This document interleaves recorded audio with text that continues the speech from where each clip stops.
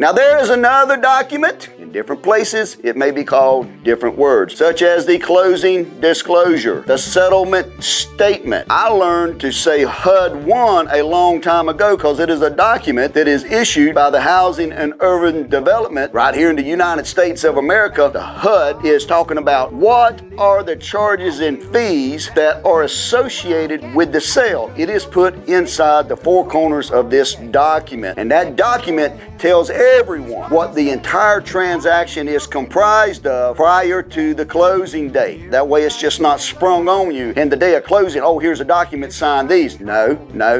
If you're buying a piece of real estate, real property, what I'm going to tell you as the auctioneer is get in touch with this closing agent and ask them for the settlement statement in advance. Make sure that you receive it in advance. No matter if you buy a piece of property in a real property auction or if you're buying a piece of property in the regular way to transact the sale of the property, you are entitled to look at that closing statement in advance. If you're working with your agent, ask your agent, I want to see the closing statement. I want to see the settlement statement. I want to see the HUD One. I want to see the closing disclosure. I want to see the document that I have to sign so I understand what charges are going to be paid by who and when and what those specific amounts are. It has to balance. Ask your closing agent about that before the day of closing. What are we talking about? We're talking about a closing statement. Get online at MyersJackson.com. Look for real estate words and definitions to find out more. If you're going to buy a piece of property at live auction, online auction, traditional way,